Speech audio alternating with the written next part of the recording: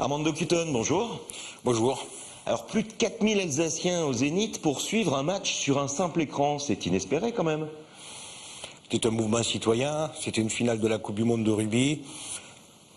Je trouve que bon, il n'y a pas de raison que ça n'ait pas marché. Support Zénith, toutes les conditions étaient requises. En plus, l'affiche, si je puis dire, si on fait référence à un bon spectacle, affiche France-Nouvelle-Zélande, on sait pas trop, on n'a pas à se plaindre effectivement du résultat.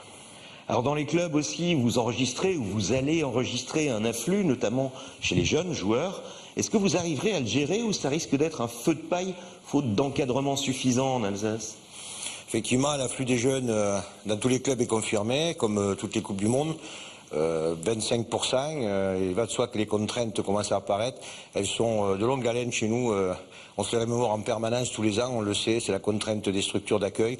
Et en interne, si je puis dire, c'est le problème de l'encadrement fédéral. Il faut former d'autres encadrements.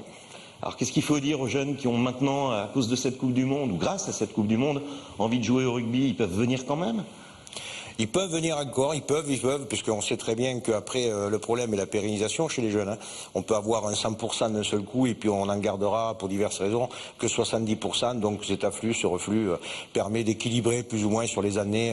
On dépasse les 3000 licenciés en Alsace et je pense que c'est bien. Alors est-ce que l'Alsace est en train de devenir une terre de rugby? Non, elle ne devient pas une terre de rugby, elle a toujours été une terre de rugby. Maintenant, grâce à vous, on le sait. Alors on va pas tirer sur les ambulances, mais on voit des sondages encore ce matin qui disent que le foot, sport culte en France, est un peu en baisse et que tous les Français plébiscitent maintenant le rugby à cause de ses valeurs. C'est vrai ou c'est de la poudre aux yeux? Je pense que toutes les disciplines ont leurs valeurs. Ça passe à travers les femmes et les hommes qui s'y investissent. Le foot est en baisse, il peut se le permettre. Plus d'1 million de licenciés en France. Oh, il y a des hauts et des bas. Le rugby à la deuxième place derrière le foot me convient très bien.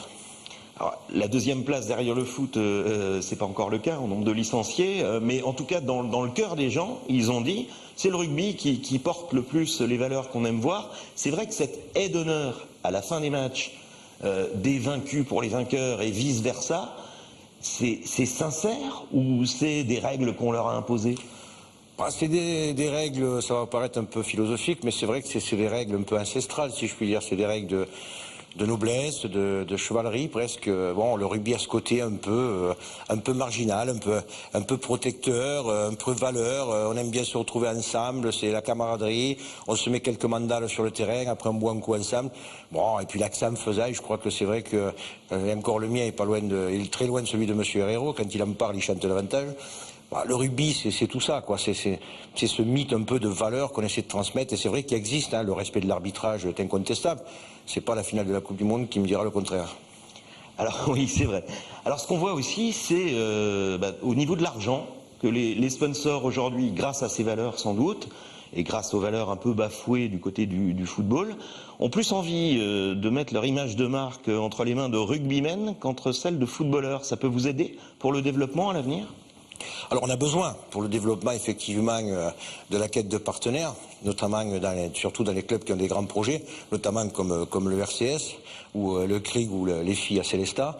Il est vrai que ça a toujours été une quête d'associer, et d'ailleurs la Fédération française de rugby le démontre, d'associer des partenaires à nos images de marque. Et normalement, je dirais, je ne sais pas s'il y a une légitimité à la quête de partenaires, mais il est vrai qu'on aime associer à notre image une entreprise qui va développer les mêmes qualités, les mêmes valeurs que nous partageons.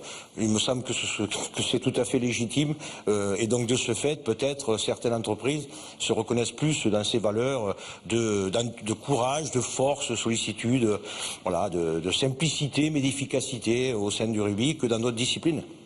Armando Cutton, merci. Merci à vous.